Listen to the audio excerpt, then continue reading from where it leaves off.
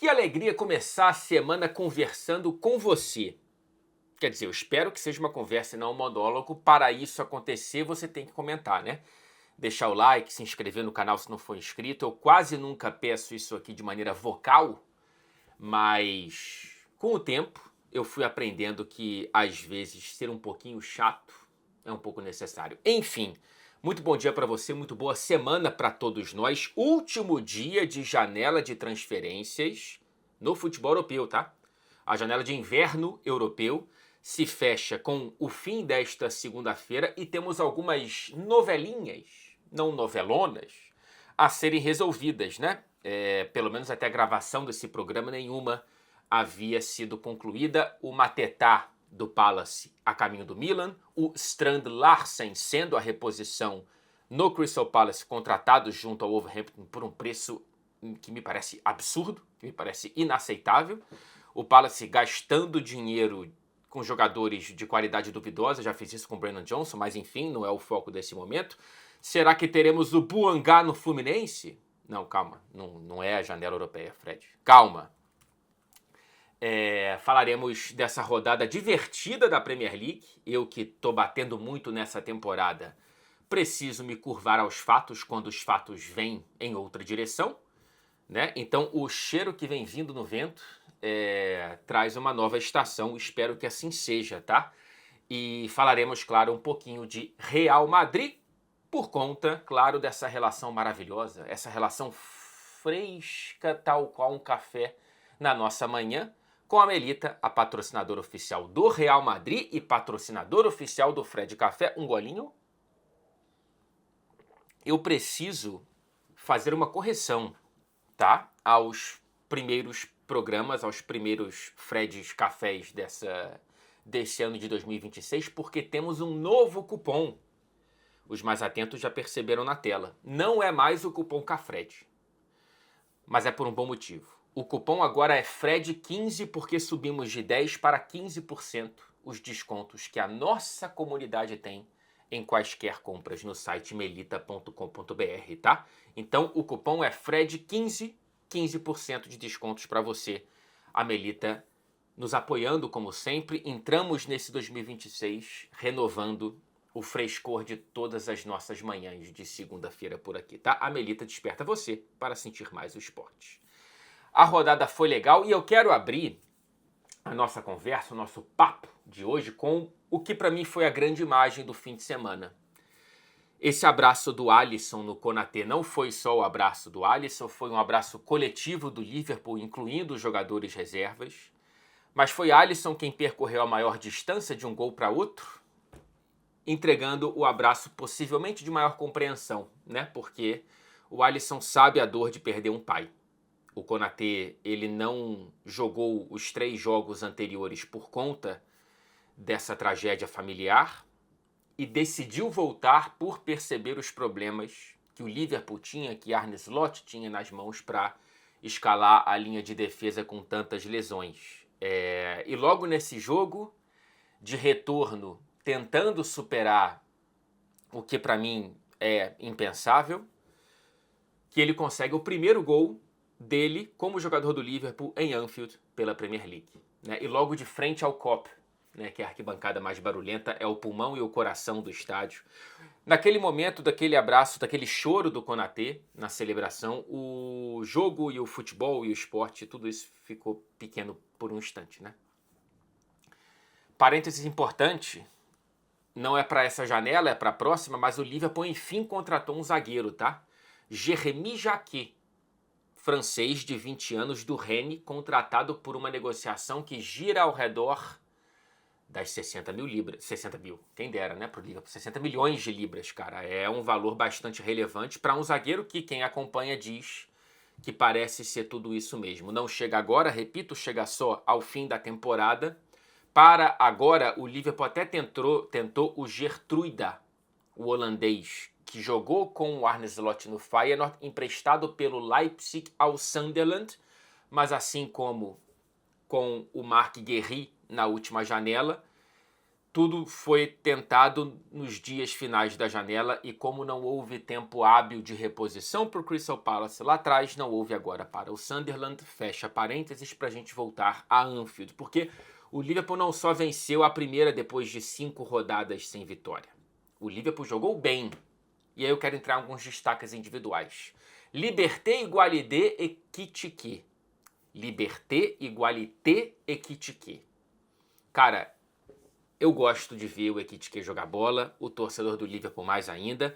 Foram 2 gols bonitos, cada um com a própria beleza, mas trazendo as principais valências que a gente percebe do Ekitike, né? A velocidade, a pouca timidez para o protagonismo, a verticalidade e a finalização. Os 2 gols demandaram a finalização mais difícil do que uma chance claríssima que ele teve para fazer o hat-trick cara a cara com o goleiro do Newcastle e não conseguiu fazer. Mas o Hugo joga bola. E o Hugo tem contornos de protagonista, cara. Assim, eu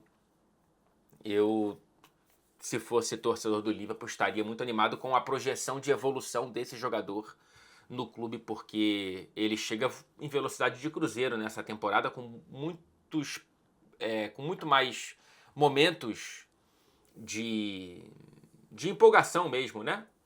Apontando para uma projeção ainda maior do que de dúvidas.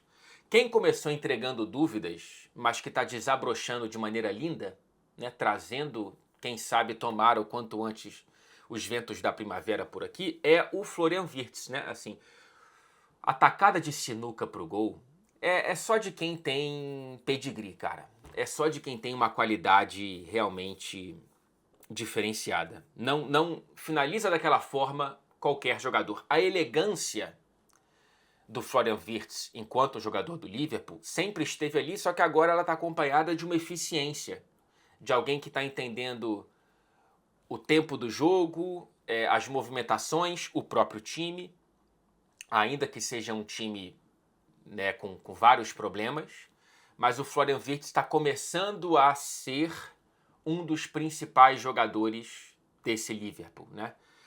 E aí a gente precisa celebrar, enquanto torcedores de futebol, não é só você que torce para o Liverpool, quando um jogador com a classe do Wirtz começa a dar certo, começa a dar sinais de que entendeu a liga e de que pode entregar aqui o que entregou também lá na Alemanha, né? Porque a Premier League precisa de jogadores assim, qualquer liga, né?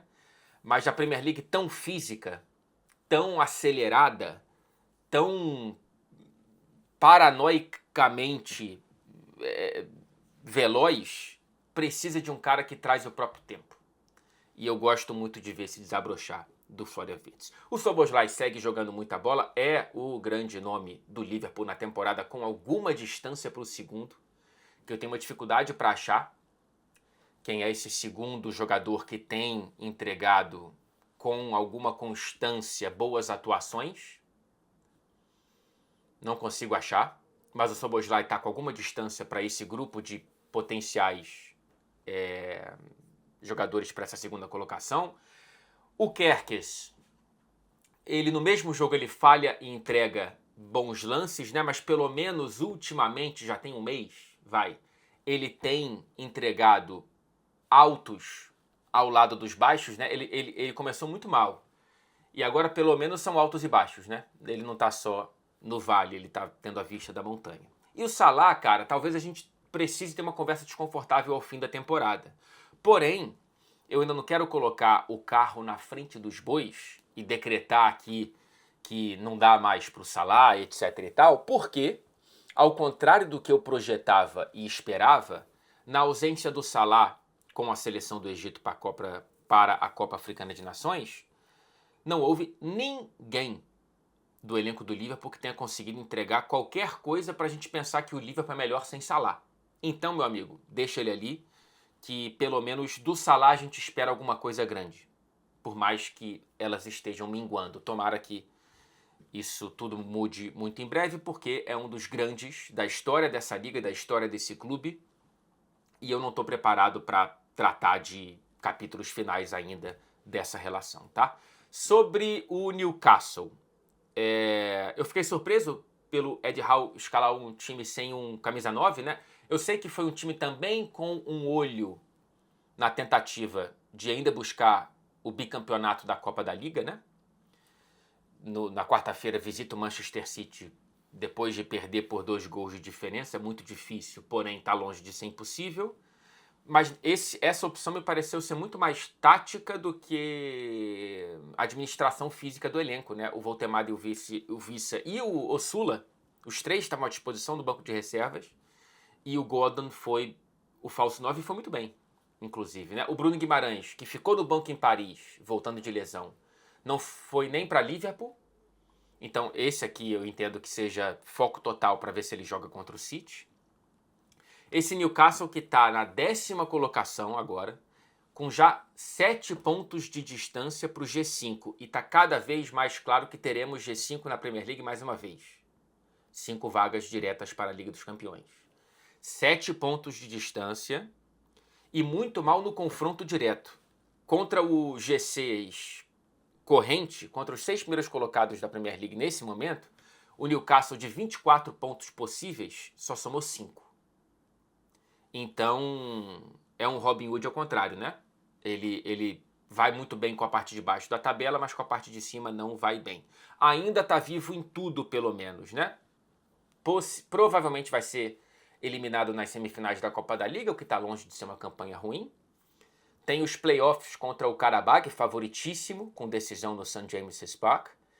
E tem um jogo muito difícil na próxima fase da FA Cup, fora de casa contra o Aston Villa. Mas, repito, o Newcastle está vivo em tudo. Vamos passar para a parte ainda mais acima da tabela em relação ao Liverpool, que é a briga pelo título, porque tivemos uma rodada absolutamente, quer dizer, quase perfeita para o Arsenal. Seria perfeita se o City tivesse perdido, mas quase perdeu e, digo mais, merecia perder. Spurs 2, Manchester City 2, o escorpião de Solanke. Eu tive que ver algumas vezes porque eu pensei que tinha havido um toque do Rodri. Então, para mim, tinha sido uma dividida, mas não foi, cara. Foi um toque limpo de escorpião com a sola da chuteira de Dominique Solanke. E tal qual aquele escorpião de Olivier Giroud, esse também beneficiou o Arsenal. E no hall de escorpiões da história da Premier League, dá para lembrar, claro, do Mkhitaryan, com a assistência do Ibrahimovic pelo Manchester United. E eu sugiro, caso você não lembre, eu não lembrava, e eu só vi porque a Premier League resgatou, que você busque também o que para mim foi o melhor de todos, ou pelo menos o mais acrobático, o de Laurent Robert, ou Laurent Robert, pelo Newcastle na Premier League de 2003-2004, no jogo contra o Fulham. Procurará Robert, Newcastle, escorpião. E seja brindado com esse escorpião com duplo twist carpado. Vamos lá, rapaziada. O Tottenham estava numa crise tão profunda que havia um fosso ainda maior entre campo e arquibancada. Era um clima, de acordo com diversos relatos de quem foi ao estádio, meio sinistro, de uma torcida completamente desconectada do que aquele time tinha a oferecer. O Tottenham, para além disso, vinha com 11 desfalques. 11. Jogou com um zagueiro de origem, num 3-5-2. Só o Romero pôde jogar. Quer dizer, o Dragocin também conta, né? Beleza, só um zagueiro de origem que vem jogando. O Dragocin teve a primeira titularidade depois de mais de um ano na Premier League. Teve que improvisar um volante na ala direita, que foi o Gray. Era um remendo do Thomas Frank, com 5 jogadores no banco de reservas que jamais pisaram em campo no jogo de Premier League. Foi para o intervalo perdendo por 2-0. E no segundo tempo, isso aqui atropelou o Manchester City. O Tottenham não finalizava tantas vezes em um só tempo de Premier League desde a primeira rodada contra o Burnley. Sim, o Manchester City virou o Burnley no segundo tempo. O nome disso aqui é freguesia. Não tem para onde escapar. O Manchester City treme contra o Tottenham. Não tem para onde você correr, cara. Existe algo lindo do futebol, que certas relações, em certos momentos, elas viram isso aqui. Né? O time, as melhores versões do Manchester City caíam de joelhos para o Tottenham. Volta e meia em versões frágeis. Essa aqui é uma das piores versões do Tottenham. E olha que a temporada passada foi complicada de você superar, negativamente falando. E ainda assim, o Manchester City, depois de abrir 2-0, repito, ele sofre o empate e só não sofreu a virada por conta de Donnarumma, o único jogador do Manchester City que voltou para o segundo tempo. E aí, cara, é um óbvio ululante que esse Manchester City não está nem perto daquelas melhores versões. Esse momento do Manchester City é ruim. Esse momento do Manchester City é de um time insosso, tá? No primeiro tempo, abriu 2-0 sem passar a segunda marcha, precisando passar a segunda marcha. Preste atenção, o Tottenham, quem viu o jogo sabe, o Tottenham estava desconexo em campo.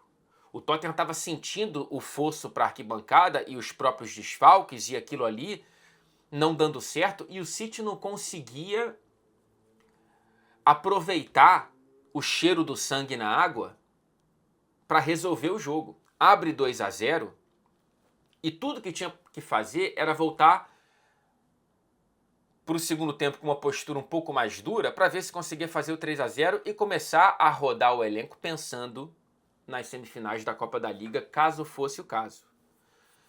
Mas não o fez, cara. Então, não matou o jogo quando tinha faca e o queijo na mão para isso. E no segundo tempo, se não passou a marcha no primeiro, veio em ponto morto. Cara, assim, o Manchester City, esse Manchester City, não consegue ter já há algum tempo a matéria-prima mais preciosa do treinador, que é controle. Não tem controle de praticamente nenhum jogo. E aí, daqui a pouco eu vou falar do Arsenal e da goleada, claro, dos Gunners, mas a briga do Arsenal, eu repito, e eu já falei isso em vários momentos aqui, nos programas da TNT, no Twitter, a briga do Arsenal não é contra a perfeição. A briga do Arsenal é contra a própria calma. Porque esse Manchester City, apelidado justamente, tá, de maneira correta, de tubarão, nesse momento está mais com cara de golfinho. Sobe, faz uma graça e desce. Porque tem uma vitória nas últimas 6 rodadas e foi contra o Wolverhampton em casa. Sem jogar tão bem. 6 pontos de distância, tá? E o próximo mergulho é Anfield, contra o Liverpool. Jogo duro, jogo difícil. Historicamente, né? Um estádio complicado para todo mundo, mas inclusive para esse Manchester City. Então, cara, eu tô curioso para ver a resposta que o Manchester City vai tentar dar. Porque esse time aqui, ele tá com toda a cara de que vai perder o Arsenal de vista nas próximas rodadas, tá? Essa é a minha sensação. Sobre Tottenham e Thomas Frank, eu entendo que esse empate ele traz algum ânimo. Tinha um protesto planejado, pelo que eu li nas arquibancadas, do pessoal deixar o jogo na metade do segundo tempo. É claro que ninguém deixou o estádio. Houve, né, uma certa euforia ali na arquibancada, porque o Tottenham não jogava assim há muito tempo.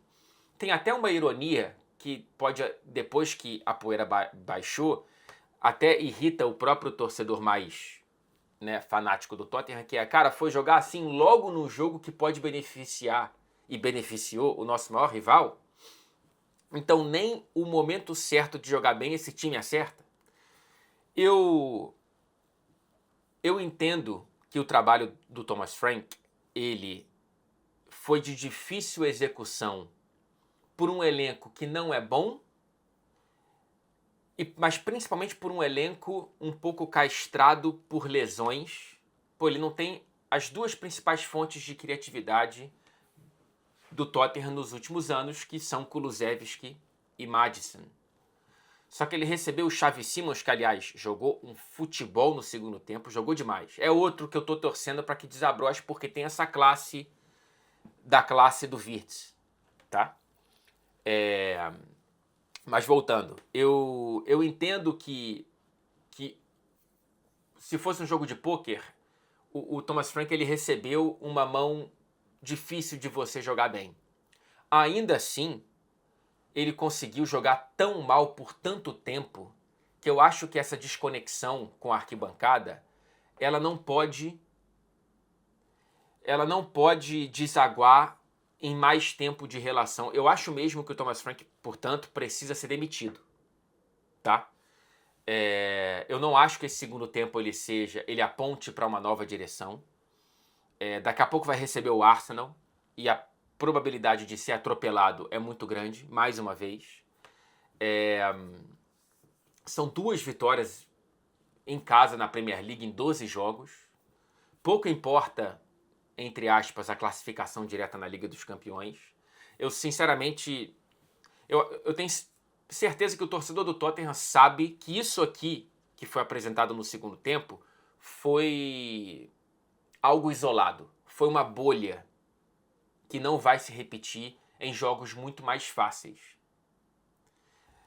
nas próximas semanas. Então eu tenho a sensação de que seria de bom tom a diretoria do Tottenham escutar as arquibancadas. Não é sempre que tem que escutar, né? A relação do torcedor ela é muito mais passional do que um diretor precisa ter, mas a gente já tem evidência suficiente para entender que o Thomas Frank não conseguiu fazer o Tottenham jogar bola. E ele está mais próximo da zona de rebaixamento do que para a classificação para a próxima Liga dos Campeões. Leeds 0, Arsenal 4. Depois de 3 rodadas, o Arsenal volta a vencer. E não apenas venceu, como goleou o Leeds em uma potencial casca de banana, tá? Eu mesmo qualifiquei esse jogo como difícil e como potencial problema, porque o Leeds, primeiro que ele vinha numa fase muito, muito boa, né? O Farke conseguiu acertar o time, era apenas uma derrota nos últimos 11 jogos, muitos empates, mas tá tudo bem para a realidade do Leeds, e só havia perdido em casa na temporada 2 vezes, tá? Curiosamente, uma delas foi pro Tottenham. Mas, então, não era um cenário que se apresentasse como 4-0. Aliás, o jogo foi construído, essa goleada, com 2 gols meio que na marra, né? Do Arsenal. Daqui a pouco eu falo do grande protagonista do jogo. Mas o Arsenal, ele era um jogo muito equilibrado até o 2-0. Aí depois, realmente, quando você consegue essa vantagem, é ter cabeça no lugar, o que foi uma grande notícia ver o Arsenal conseguindo ter. E não só cabeça no lugar, mas o Arsenal praticamente neutralizou qualquer possibilidade de susto do Leeds no jogo, né? O XG do Leeds contra o Arsenal foi de 0,15. O terceiro menor de todos os adversários do Arsenal na temporada, não só na Premier League. Ou seja, neutralizado. Curiosamente, das 6 goleadas apenas, de 4 ou mais gols de diferença nessa temporada da Premier League, 2 foram do Arsenal contra o Leeds, então tem um encaixe aí que o Arteta conseguiu encontrar com o time do Daniel Farke. E o Davi Raya, veja só você, já está com 12 clean sheets, tá? Ele ganhou a luva de ouro na temporada passada com 13. Faltam 14 rodadas. Eu tenho que procurar qual é o recorde histórico. Talvez o Davi Raya possa se aproximar ou quem sabe até ter essa liderança para ter muito orgulho se conseguir. Mas esse número já é um absurdo. O que o Arsenal consegue. O Davi Raya ele fica individualizado, né? Porque é o goleiro, mas é o sistema defensivo do Arsenal que começa lá no ataque, né? O melhor em campo, voltando para essa direção, ele não era nem para começar jogando, né? O Madueke só foi titular porque o Saka sentiu uma lesão muscular no aquecimento. A princípio não parece nada sério, pelo que o Arteta falou. mas vamos esperar para ver. De qualquer maneira, é o Madueke que consegue ser decisivo. Ele sai com 2 assistências e um gol olímpico dado para ele no dia seguinte, né? Porque primeiramente foi computado como gol contra. Depois, a Premier League, ela olha para o lance e diz que foi gol do Madueke, o primeiro gol dele com a camisa do Arsenal, acho que na Premier League, né? Acho que ele já tinha marcado em outras competições, mas é o primeiro gol dele. Ele ficou 1 ano sem marcar na Premier League. Veja só você. E agora temos um gol do Noni Madueke, que foi mais eficiente do que o Saka das últimas semanas, tá? O Saka não tá numa grande temporada e não estava num grande momento, porém é importante que ele não tenha uma lesão relevante, evidentemente, né? Porque o Saka é aquela história. É melhor tê-lo em campo do que não tê-lo, mas quando não o tem, entra o Madueke, que ainda precisa convencer o valor investido nele, mas esse é um daqueles jogos para o torcedor colocar no bolso de fichas de crédito para o Madueke, porque é ele quem constrói principalmente os 2 primeiros gols, né? De um jogo que era uma potencial casca de banana.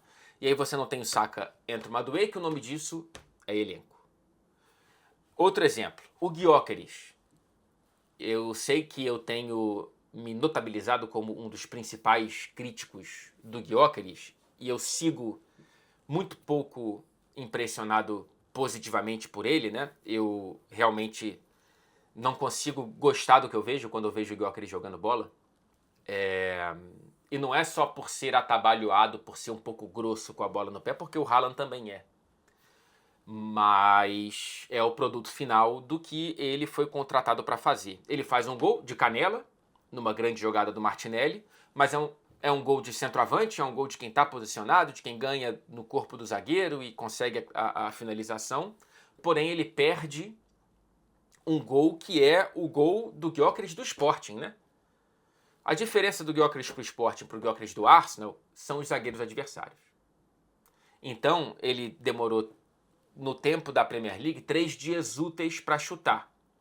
No tempo da Liga Portuguesa, provavelmente era suficiente para ele fazer aquele gol. Então ele consegue um belíssimo passe do Trossard, sair cara a cara com distância para o zagueiro e ele perde na velocidade antes da finalização. Era um gol perfeito para o Gyökeres que o Arsenal contratou. Vamos ver, não é um jogador jovem, né? Vamos ver se ele com o tempo vai ganhar esse ritmo, como o Wirtz está ganhando dentro, né, dos próprios padrões e características. Eu não tenho tanta esperança assim, não, mas estou longe de querer decretar o Gyökeres como uma contratação que não deu certo. Até porque ele é o artilheiro do Arsenal na temporada, com 11 gols. É o artilheiro do Arsenal na Premier League com 6 gols. Ainda acho muito pouco, porém, ele consegue ajudar de vez em quando. Eu só acho que ele não está sendo tão cobrado porque ele não está fazendo falta. Tá? Porque o Arsenal não está perdendo a liderança, porque o Arsenal está muito bem na Liga dos Campeões, e talvez na Champions ele consiga render melhor do que na Premier League, porque, como disse há pouco tempo muito bem o Anthony Gordon do Newcastle, o tempo é outro de uma liga, de uma competição para outra. Então, vamos ver. O Martinelli, que deu assistência para o Gyökeres, vive boa fase, né? Não só na Liga dos Campeões. Saindo do banco, perdeu a posição de titular para o Trossard, isso está muito claro. Tô curioso para ver se o Martinelli consegue, se receber a chance de titular mais uma vez, entregar um grande jogo começando na Premier League. Na Liga dos Campeões está próximo de bater o recorde do Henry de maior número de gols com a camisa do Arsenal na competição. Essa Liga dos Campeões com mais jogos, evidentemente, é importante entender e colocar esse asterisco. E aí a importância do elenco, né? Se temos, sei lá, né, o Madueke no lugar do Saka ali, e essa briga do Trossard com o Martinelli, essa briga do Gyökeres com o Gabriel Jesus é muito boa. O Gabriel Jesus entrou, perdeu um gol de cabeça e marcou um golaço. Um gol que o Gyökeres não marca. Para continuar a minha implicância. Mas pro Arsenal é muito bom que você tenha esses caras brigando por uma vaga que está entreaberta. O Gabriel Jesus é outro, né? Que ainda falta receber a chance como titular na Premier League e colocar um jogo no bolso.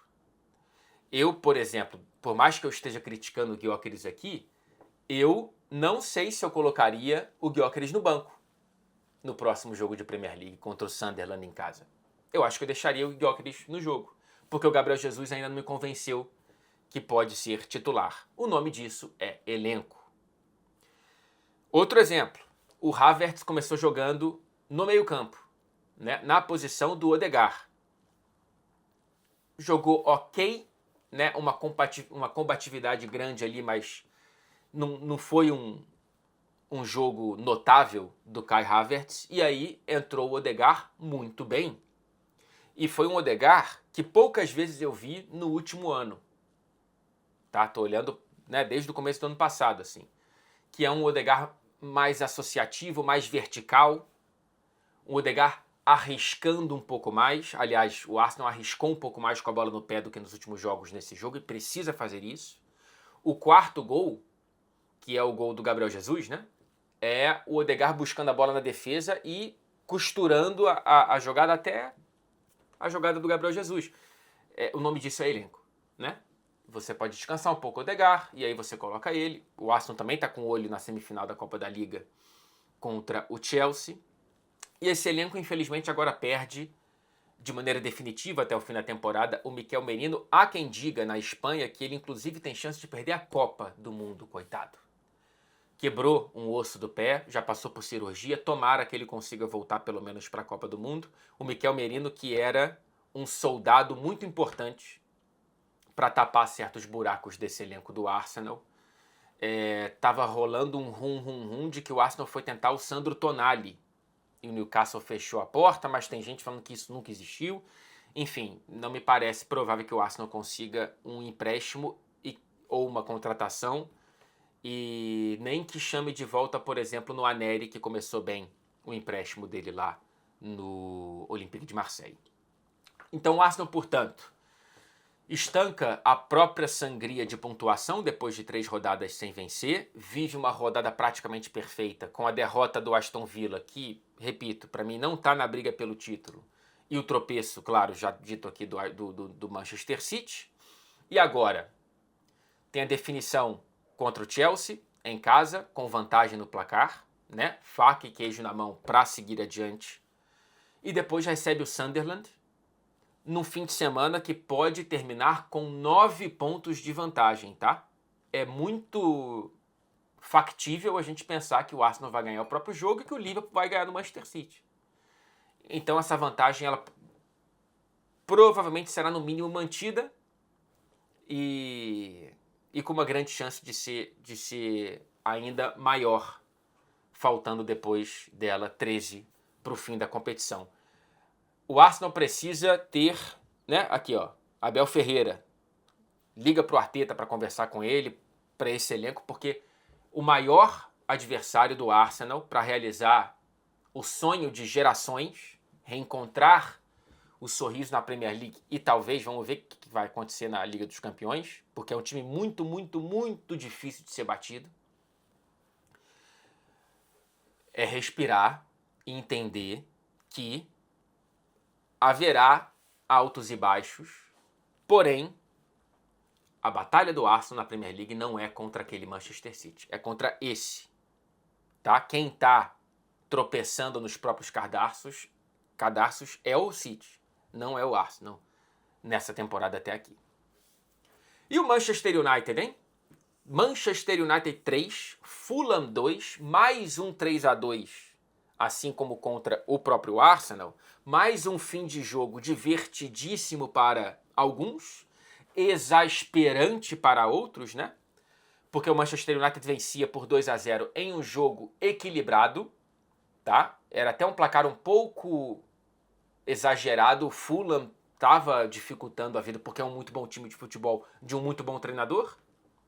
E aí, 2-1 aos 35 do segundo tempo, 2-2 aos 46 e 3-2 aos 49. Foi um domingo agitado e brasileiro em Old Trafford, tá? Casemiro. Vamos aos 3 personagens brasileiros desse jogo. Primeiro, o Casemiro, né? Ele faz mais um gol e depois ele dá uma assistência sem olhar, né? Olhando para o lado, aquela olhadinha do Casemirinho gaúcho, para o Matheus Cunha fazer o gol dele, já falo do Matheus. O Casemiro agora tem 22 gols pelo Manchester United, 9 somente, a menos do que marcou em uma década pelo Real Madrid. Então ele tem 71% dos gols em 45% dos jogos, comparando o Casemiro do Manchester United com o Casemiro do Real Madrid. O Jamie Carragher veio na Sky Sports agora, 2 anos quase depois dele ter cometido uma grosseria no microfone, de ter falado que o Casemiro precisava deixar o futebol antes do futebol deixá-lo. Agora ele vem e fala, é justo dizer que ele me provou errado e que o futebol não o deixou. Cara, uma regra sagrada que eu tento seguir aqui, sem muitos riscos, porque eu nem penso em seguir esse caminho, mas ninguém tem o direito de determinar a aposentadoria de jogador nenhum. Ainda mais ex-jogador, enquanto comentarista, porque o cara sabe o tamanho do desrespeito que é falar isso. Ainda mais do Casemiro, bicho. Ainda mais sendo Jamie Carragher. Pois bem, fico na dúvida se a diretoria do Manchester United não vai repensar e fazer uma proposta de renovação pro Casemiro, tá? É uma pergunta muito mais do meu pensamento do que de alguma fagulha de informação. Se não apresentar uma proposta de renovação, e eu até acho que tem que debater para entender se realmente vale a pena, mas me parece cada vez mais que sim. Não sei nem se o Casemiro aceitaria, mas se perder o Casemiro, como, né, já anunciou que vai, precisará contratar 2 camisas 5, tá? Porque o Ugarte não dá. Já são 24 gols sofridos pelo Manchester United enquanto o Ugarte está em campo. O desequilíbrio do 2-0 para o 2-2 também é porque o Ugarte entrou. O Ugarte é um agente do caos para a própria nação. É um conspirador, infelizmente. Segundo personagem brasileiro do domingo, verde e amarelo em Old Trafford, Matheus Cunha disparou um canhão depois do passe do Casemirinho gaúcho, né? Não era um jogo tão bom do Matheus, tá? Com alguns domínios errados, com opções de passe que já estavam começando a frustrar a arquibancada, aquele rum-rum-rum que quem vai a estádio conhece, quando a paciência está começando a se esfarelar. Mas ele é jogador bom. E jogador bom, cara, ele vai em algum momento acertar. E ele acerta esse canhão pro 2-0. O Matheus é mais uma prova, mais uma evidência do que eu também já tenho falado aqui há algum tempo. Essa última janela foi muito, muito, muito melhor em muito tempo. A herança do Rubem Amorim, eu não sei o quanto que a janela foi do Rubem ou foi dessa diretoria, tá? Do Ratcliffe. Mas a herança do Rubem é muito melhor do que a herança do Ten Hag, que já foi para o mercado com essa diretoria. O Matheus Cunha é um exemplo disso, e o Roy Keane veio com uma aspa muito divertida, como sempre, falando que sair de Garnacho para Matheus Cunha talvez tenha sido o maior upgrade do Manchester United nos últimos 15 anos. Já falaremos de Garnacho por aqui, tá? E aí o terceiro brasileiro protagonista desse jogo foi o Kevin, que entrou no finalzinho e fez, para mim, o grande golaço desse jogo, né? Ainda mais bonito do que o do Benjamin Sesko. Cara, um golaço, o primeiro do Kevin na Premier League, logo em Old Trafford. Então, há poucos estádios no mundo mais legais para você fazer um gol. Imagina o primeiro na Premier League. É o segundo dele pelo Fulham. Também já tem 2 assistências em 24 jogos, com 11 titularidades. O Kevin ainda não ganhou a confiança do Marco Silva. Acabou de completar 23 anos, ainda está jovem. Tomara que consiga mais minutagem e mais impacto. Acabou de chegar do Shakhtar, né? Vamos ver. Mas ele tem fagulhas de um jogador que a Premier League gosta. E eu acho que a tendência é crescimento dele na realidade do Fulham, que contratou uma concorrência junto ao Manchester City, o Oscar Bob, que é bom jogador, mas ainda não voltou a ser o que ele era antes da lesão no joelho. E temos que entender o que será do Fulham pós Marco Silva, né? Acho difícil que o Marco Silva, que está em fim de contrato, renove. É um dos maiores treinadores da história recente do Fulham. O trabalho dele é absolutamente fenomenal. Eu acho difícil que ele não dê um pulo para um galho para cima. Então, eu não sei até que ponto o Fulham vai conseguir essa estabilidade já característica dos últimos anos. Desde que subiu, né? Era um time ioiô. Teve uma época que o Norwich e o Fulham ficavam revezando em subir e descer entre primeira e segunda divisões. E desde então subiu, acho que com o próprio Marco Silva. E se caracterizou por um time que não sofre, né? E que às vezes tenta beliscar uma vaga europeia. Não sei se depois de Marco Silva vai conseguir essa consistência. E aí eu preciso falar do grande personagem do jogo, que é Bruno Fernandes. Mais uma atuação magistral, cara. 2 assistências, a segunda então, nossa senhora, cara. Ele tira do bolso uma jogada genial, tá? Genial mesmo. No momento em que o Manchester United tinha acabado de sofrer o empate nos acréscimos do segundo tempo, ele deixa a bola passar, faz um jogo de corpo, né? Como é que é o nome daquele drible, cara? Eu esqueci, que deixa a bola passar e pega do outro lado, que o Rivaldo fez pro Ronaldo, mas ele fez para ele mesmo, né? E consegue um cruzamento no pé do Benjamin Sesko. E eu já falo do Sesko, mas o Bruno Fernandes, ele é um dos grandes da geração, né? Já falei um pouco disso no último vídeo sobre Manchester United e Arsenal. E ele dispara na liderança como melhor garçom da Premier League na temporada. São 12, 5 de distância do segundo colocado, que é o Cherki, e 12 assistências já igualam a melhor marca pessoal, tá, do Bruno Fernandes na Premier League. Então, ele evidentemente vai atingir um recorde pessoal na competição e ele pode, quem sabe, igualar ou até bater o recorde histórico. Faltam 8 para igualar as 20 assistências, primeiro de Henry e depois de Kevin De Bruyne. Faltam 14 rodadas. Ele tem 7 assistências nas últimas 7 rodadas. E o Manchester United contra o Fulham foi melhor tendo que propor o jogo? Não. Nem tudo são flores, tá? Houve relapsos do Manchester United que a gente conhece. Não só por sofrer o empate, mas durante todo o jogo você via o Manchester United com problemas que são realmente existentes. Não é como se agora do nada virasse um time maravilhoso nas mãos de Michael Carrick.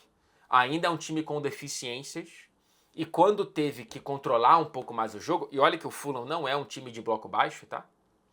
O Fulham disputou a posse e aí quando o Manchester United viu que dava para disputar a posse, até entregou um pouco mais nos pés do Fulham para ver se conseguia gols em transição.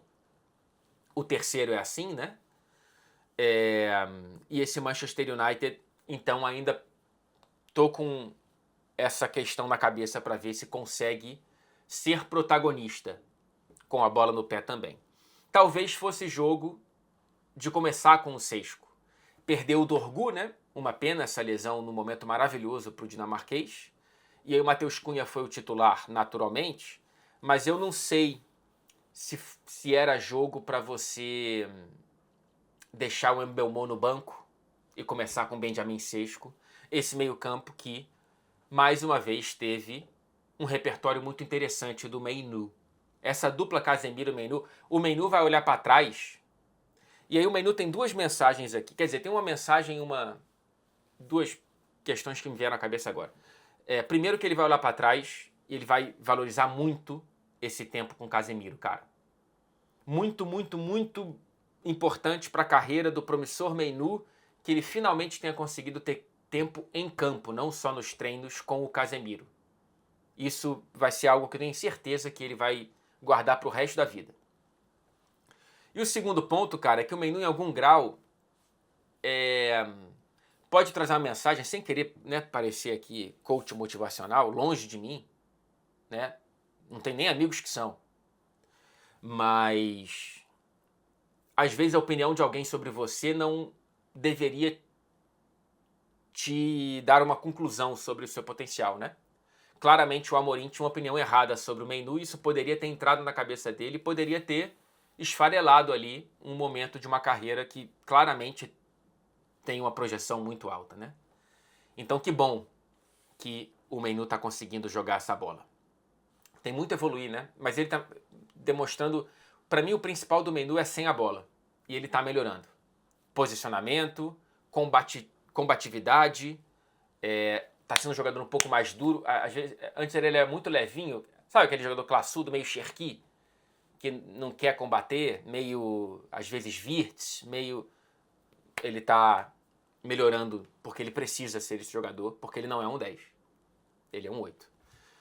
Quarta colocação, tá? Já com uma gordurinha interessante de 5 pontos para o sétimo colocado. A gente está começando a ter um G6 ali. Eu ainda acho que o Aston Villa não vai se manter ali.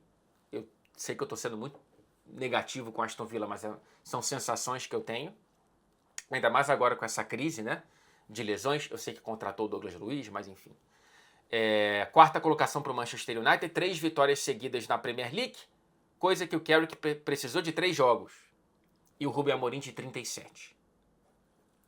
Faltam 2 jogos, faltam 2 vitórias para o tão aguardado corte de cabelo, hein? Tottenham em Old Trafford, West Ham em Londres. Se não for agora, não vai nunca mais. Quem também vem de 3-2 seguidos é o Chelsea, né? Chelsea 3, West Ham 2. Uma partida separada em 2 tempos para além do recorte temporal previsto na regra. Primeiro tempo, 2-0 para um West Ham jogando bola e vaias para o time misto do Chelsea, olhando muito para uma tentativa de virada para cima do Arsenal na Copa da Liga. O Sanchez pediu calma para a torcida que estava vaiando o time, depois o Rossini disse que até entendia as vaias e tudo mais. E no segundo tempo, com as entradas das principais armas, virada 3-2 com brilhos específicos de João Pedro e Enzo Fernandes. O João Pedro tem 5 gols e 1 assistência nos últimos 5 jogos. Talvez seja o principal salto individual desde a chegada do Rossini. Mas a temporada, no geral, do João Pedro, ela é muito boa, tá? É o líder do Chelsea em participações diretas para gol, com 17, 12 gols e 5 assistências. É a segunda temporada, já nesse momento, estamos em fevereiro, mais goleadora da carreira do João Pedro. Fica atrás dos 20 que ele marcou pelo Brighton em 23-24. E já é a segunda mais assistente. Fica atrás das 7 assistências na temporada passada também, claro, pelo Brighton. Na Premier League, olhando só para a Premier League, ele já igualou o recorde pessoal de gols de 9. Então, provavelmente será a temporada mais goleadora do João Pedro na Premier League e possivelmente a mais assistente dele na carreira. E já tinha gente impaciente comparando o João Pedro com o Nicolas Jackson. Por favor, né? Assim, eu acho que são 2 tipos de jogadores muito diferentes. Eu entendo que houve um momento que o João Pedro começou a perder um pouco do fôlego, mas ele está se beneficiando muito agora de um treinador que o vê como 9-9 e não como 9/10. Então o João Pedro agora jogando de centroavante, ele está melhorando os próprios números, está melhorando a intimidade dele com o gol. Contra o Napoli foi um deboche o que o João Pedro fez. O primeiro gol, aquela sapatada de fora da área. O segundo, gol de centroavante, de quem está confiante de frente para o gol, acima de tudo. E pela primeira vez na carreira, depois de Watford e Brighton, o João Pedro ele tem uma plataforma de Big Six, uma plataforma para ele ser protagonista em momentos grandes. Então, tô feliz com esse momento do João Pedro. Só não pode achar que dá para crescer para cima do Adama Traoré, né? A cara do João Pedro quando o Adama Traoré cresce para cima dele, sendo que ele falou, ele mesmo, no Charla Podcast, um abraço pros amigos do Charla, que o Traoré metia medo, né? Em quem o Traoré não vai meter medo com aquele tamanho de bíceps e trapézio? E aí, mas pelo menos o João Pedro comprou a briga do Cucureia, que voou tal qual um saco de batata cabeludo, né? Cara, procura, você já deve ter visto, se não viu, procura. O que o Traoré faz com o Cucureia, sei lá, cara. Nem alguém jogando saco de batata no caminhão tem tanta facilidade. E o João Pedro foi lá comprar a briga do insuportável, porém muito bom jogador, Marc Cucureia. Enzo Fernandes e Moisés Caicedo, a dupla dos 3 dígitos, né? 100 milhões mais, cada um custou, essa dupla valeu cada centavo. O Enzo, além de um jogadoraço, tem liderança e tem o que eles chamam aqui de clutch, né? É um jogador que, em momentos que você precisa que alguém dê um passo adiante, ele marca o gol da virada. Sendo que pouco antes o Todibo poderia ter colocado o West Ham à frente, hein? Então, assim, esse Chelsea não tem controle. Ainda é um time muito errático, mas tá ali, ó. Cadê? Eu esqueci de colocar aqui no meu roteiro a posição do Chelsea. Tá ali, na 5ª colocação, a 1 ponto do 4º colocado Manchester United. Também a 1 ponto do Liverpool, que tá com 39. 6 pontos pro Aston Villa. Vamos ver se vai ter essa queda que eu tô prevendo mesmo ou não. Enfim, o Chelsea, né, ainda é um time de altos e baixos. Daqui a pouco eu coloco aqui o que tem pela frente, porque eu acho que deveria ser algo para deixar o torcedor salivando. Mas eu não posso passar sem falar do Garnacho, né? Um dos que estão no meu clubinho de implicância, né, junto com o Gyökeres. Ele perdeu a posse de bola 12 vezes em um tempo. O Garnacho jogou o primeiro tempo e ele perdeu a bola 12 vezes. 0 drible, 0 finalização. Cara, assim, é uma partida absolutamente insuficiente para ser educado aqui. Eu não vou pegar tão pesado, porque eu sei que o Garnacho tem 21 anos. Né? Se eu tô falando... Né? Nossa, não sei se você ouviu, eu tô com fome. O estômago já está pedindo algo para além do café Melita. Se eu falo que outros são jovens e tal, o que falar de alguém que tem 21 anos, né?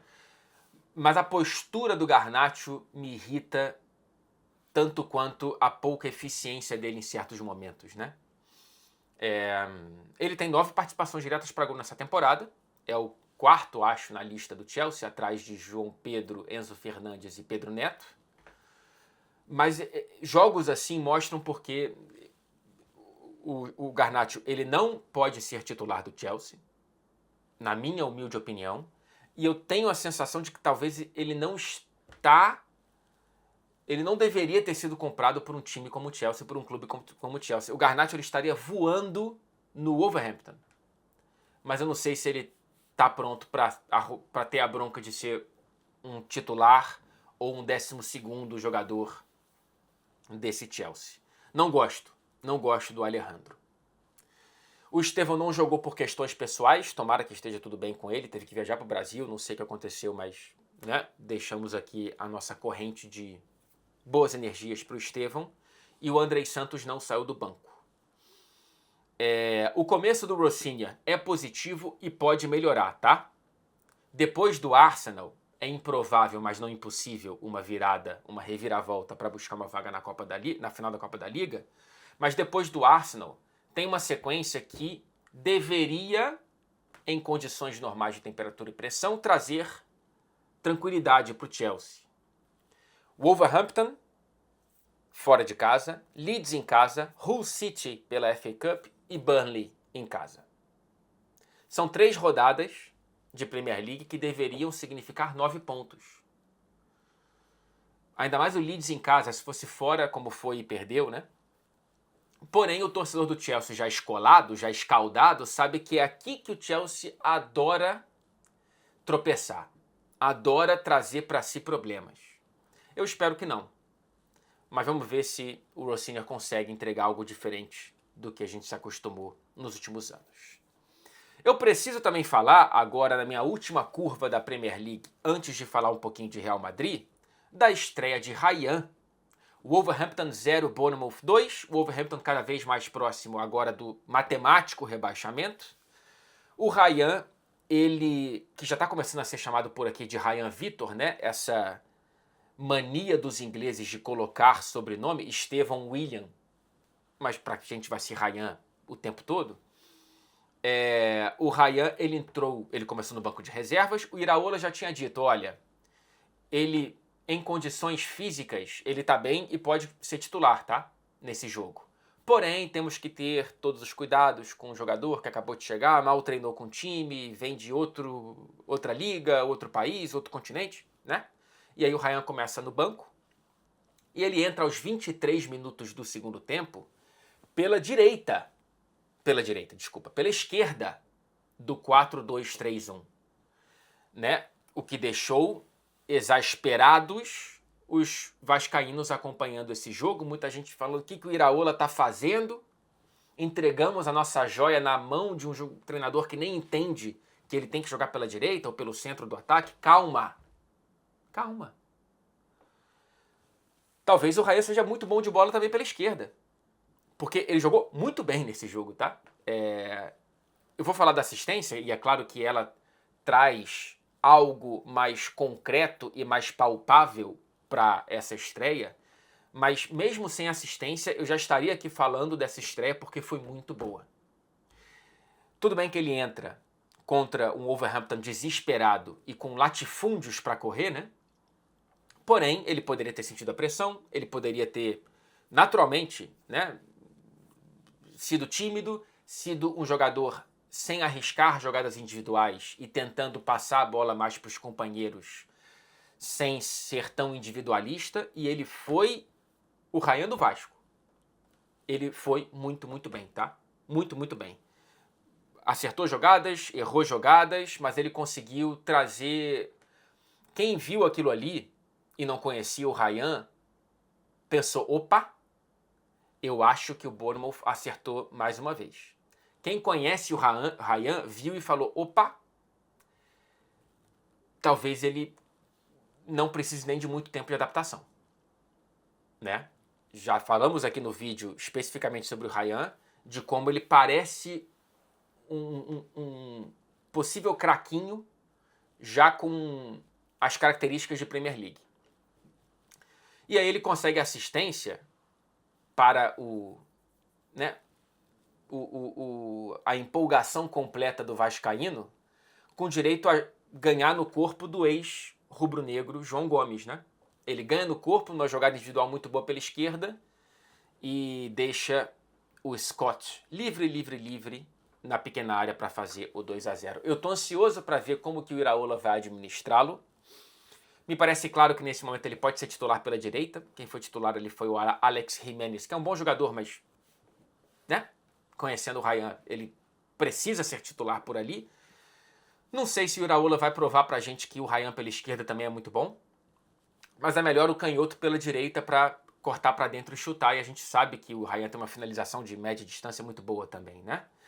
Como centroavante eu já acho mais difícil, mas pode ser testado, evidentemente. Em algum momento eu pensei que o Evanilson fosse sair e o Ryan fosse ser deslocado para o centro do ataque. É muito bom que ele possa jogar nas três posições desse 4-2-3-1. E tem uma outra joia, que essa aí a gente já sabe que o Bournemouth acertou, que fez o golaço do jogo, o 1-0, logicamente, que é o Krupin, né? O francês que foi camisa 10 ali, atrás do centroavante. Cara, encaixando o Krupin com o Ryan, o Evanilson, o Kluivert voltando de lesão, não sei quando volta, é um quarteto ofensivo interessantíssimo. E a sequência, depois do jogo difícil, ainda aqui em casa, contra o Aston Villa, é boa. Pra gente ver o Ryan com mais tempo de jogo e pra ver se como que o Iraola vai aproveitá-lo, né? Everton, West Ham, Sunderland, Brentford, Burnley, não pega nenhum bicho-papão, né? O Bournemouth, que é um time que vai ficar ali no meio de tabela, mas sei lá, nessa sequência aí que vai até o fim de março, o Ryan pode ter virado titular e pilar desse time, tá?